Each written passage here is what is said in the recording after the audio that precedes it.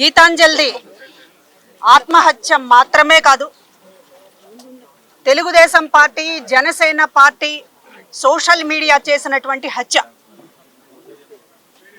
ఎందుకు ఈ హత్య జరిగింది?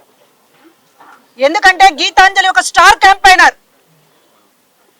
ముఖ్యమంత్రి గారు ఏదైతే చెప్పారో, ప్రతి కుటుంబం నుంచి ఒకళ్ళు వచ్చి ప్రభుత్వం గురించి జరిగినటువంటి మంచిని వారే స్టార్ క్యాంపెయినర్స్ గా వస్తారు అని చెప్తే, ఈ రోజున ఈ ఇంటికి వచ్చాము.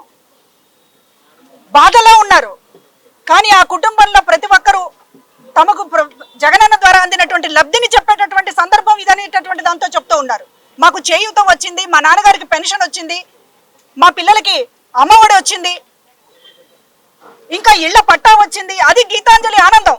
చేయూత తీసుకున్నారు, పెన్షన్ తీసుకున్నారు, అమ్మఒడి వచ్చింది, దానితో పాటుగా ఇళ్ల పట్టా వచ్చింది, ఎమ్మెల్యే గారి చేతుల మీదుగా ఇచ్చారు, జగనన్న గారే నాకు పంపించారు అనేటటువంటి ఆనందాన్ని వ్యక్తం చేసినందుకు ఈ రోజున ఒక టార్గెట్ గా ఎందుకు చేసుకున్నారంటే, ఈ స్టార్ క్యాంపెయినర్లు రాకూడదు, ఇది ఒక కుట్రపూరితంగా జరిగింది, ఆషామాషిగా జరిగింది కాదు.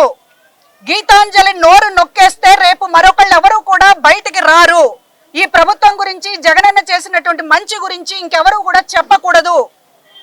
ఇది ఒక పన్నాగం ప్రకారం చేసినటువంటిది. కేవలం సోషల్ మీడియాలో నలుగురు మాత్రమే బాధ్యులు కాదు.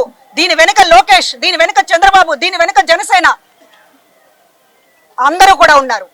జగన్ గారి మంచి గురించి ఎవరు చెప్పకూడదు, జగన్ గారి మంచి గురించి ఎవరు కూడా మాట్లాడుకోకూడదు అనేటటువంటి దానితో ఒక మంచి చెప్పినటువంటి, ఆనందంతో చెప్పినటువంటి ఒక చెల్లిని ఈ రోజు నోరు శాశ్వతంగా మూతపడేటటువంటి విధంగా వెంటాడి వేటాడి ఒక కుక్కల్లాగా, ఒక పశువుల్లాగా ప్రవర్తించి చివరికి ఆమె జీవితాన్ని అంతం చేశారు.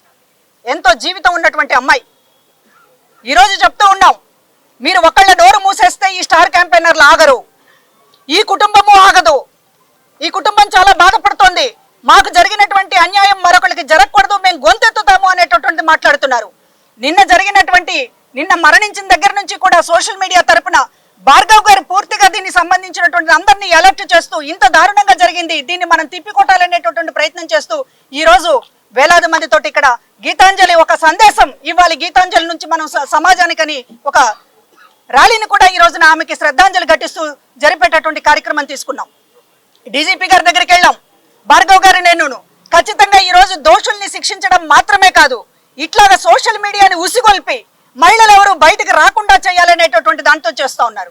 మేము ఎందుకు టీడీపీ, జనసేన సోషల్ మీడియా గురించి మాట్లాడుతున్నామంటే, రోజా ఒక మినిస్టర్ని కూడా మాజీ మంత్రిగా పనిచేసినటువంటి బండారు అనేటటువంటి ఆయన ఇష్టం వచ్చినట్లు బూతులు పెడుతూ సోషల్ మీడియాలో పోస్టులు పెడితే దానికి వాళ్ళు దానికి న్యాయ పోరాటం అనేటటువంటి పేరు పెట్టారు.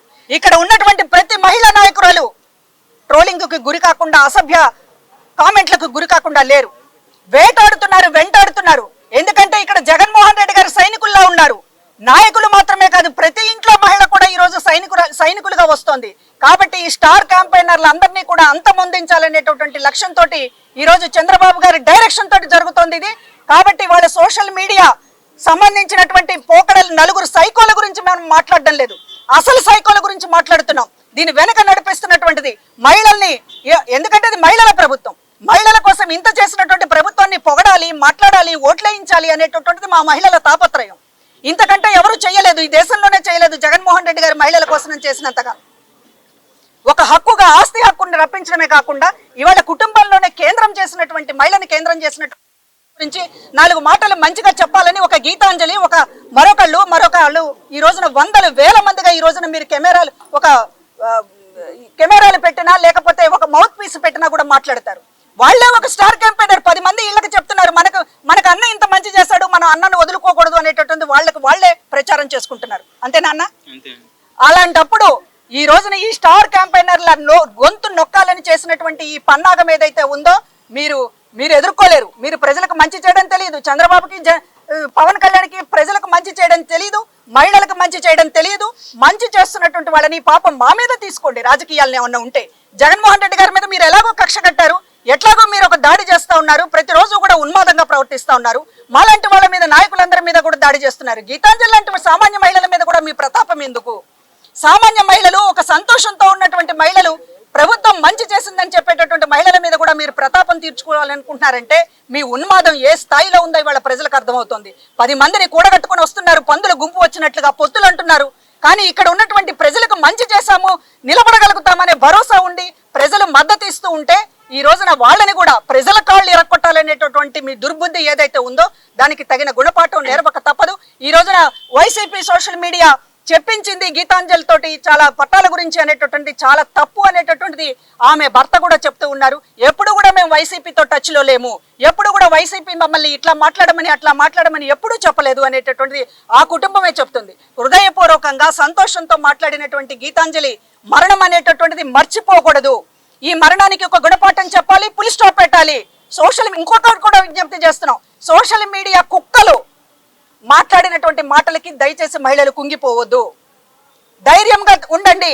మానసికంగా అది హింసే కాదండం లేదు, కానీ ఇవాళ దాన్ని బేర్ చేయలేక భరించలేక ఆత్మహత్యలో లేకపోతే మరొకటో చేసుకుంటే వాళ్ళ పైశాచికత్వానికి మనం వంత పాడినట్లు అవుతుంది. చేయి కలుపుదాం, ఎదుర్కొందాం. మనకి జగన్ అని ఉన్నారు, దిశ యాప్ ఉంది. మీరు కంప్లైంట్ చేయలేనటువంటి పరిస్థితిలో ఉంటే దిశ యాప్కు చేయండి, లేకపోతే 100కి డయల్ చేయండి. సోషల్ మీడియా మీద ప్రత్యేకించి ఒక విభాగం ఉంది పోలీస్ డిపార్ట్మెంట్ లో పనిచేయడానికి. మేమందరం కూడా ఉన్నాము.